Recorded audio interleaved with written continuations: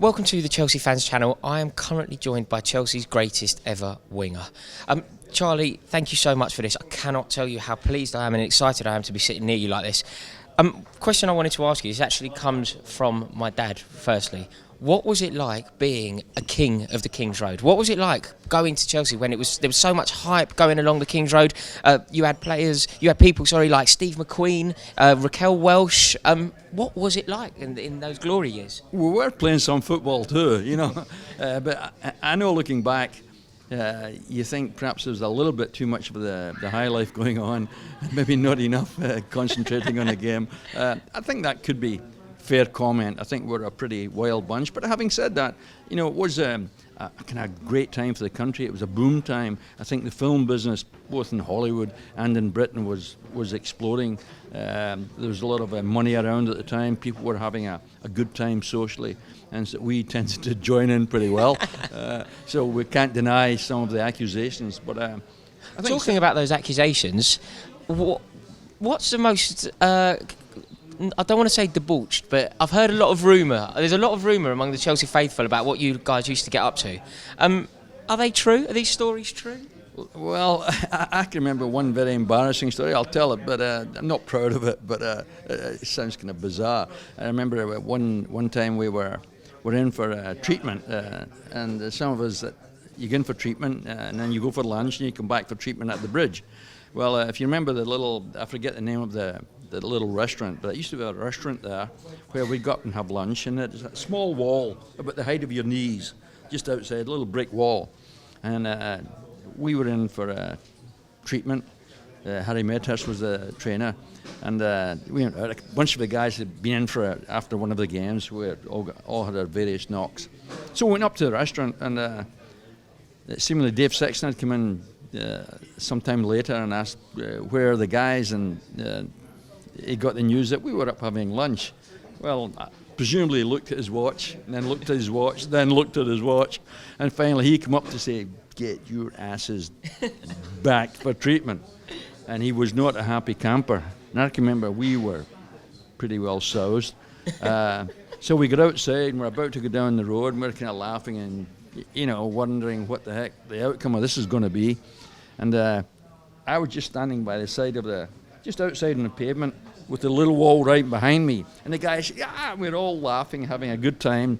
I think it was Tommy Baldwin, it may have been Ozzy, we were laughing away. And suddenly I fell over backwards. And I fell all the way backwards. And I was lying on the ground with my knees up, on my calves up on the ledge. And along comes a red double-deck bus, and I was lying there on the ground looking at this bus passing by, and everybody's we're all having a laugh. It was crazy. I mean, obviously we were out of order, but it was one of those kind of crazy moments, Yeah, absolutely. In amongst all that, though, there was some brilliant football played. You were a fantastic team, and you really did sort of restore a lot of pride, because we went quite a long time without winning anything. You actually put in the cross for Peter Osgood's header for us to win the FA Cup against Leeds United at Old Trafford. How was that experience? Well, one of the nice things about that is that many times when there's film clips come up of the history of the club and so on, that little clip appears. And the background to it was that, Chelsea and Leeds were not friends, so it was a gritty game. It was a replay, historically, the first replay. It's at Old Trafford away from home and so on and so forth. And so there was a lot riding on it, obviously, for the history of the game. We got behind. I think it was a nice goal. I forget who scored it for Leeds. But we're behind. We're getting to about an hour, just over an hour in the game. I forget the exact time in the game. But I can remember feeling at that time, we've got to get back in this game, or they were a very professional side. Leeds, and they could play out the game just like all the good teams can do. So I remember taking the ball, I think it was from Ian Hutchinson, just around the mid-centre circle.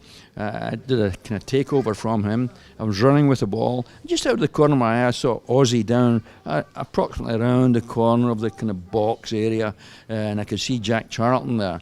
Now, you've tried these chips 1,000 times in your career, and sometimes if you're very lucky they come off, but most times they wouldn't. And I'm saying that if it was, say, 35 minutes into the game or before the first half, you probably would never try it. You think the odds are you're not going to get it in there. There's not enough room. It ain't going to happen.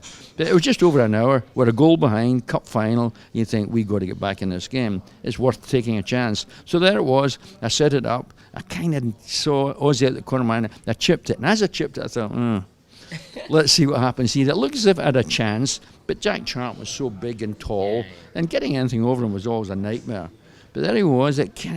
He just couldn't get to it. It was just it happened to be perfectly placed. I don't say that because I did it, but it just was perfect. It just perfectly just floating in behind him, and there was Ozzy just diving in there. And the great thing about it was, not only did Ozzy can throw himself at it and get a fantastic header on it, he did a kind of Ronaldo celebration, like, yeah! And so he really made the most of it. So, I mean, there's no question it got us back in the game, and it led to David Webb's great winning header. But I think at that time it was a very key moment in the whole game. If we hadn't gotten something round at that time, we might have been dead meat. But I think it was a fantastic comeback. And we're all proud of not only coming back then, but I think in the whole sequence of the two games, we always came back from behind. I'm Charlie Cooke, ex-Chelsea player, and make sure you subscribe to this Chelsea Fans channel.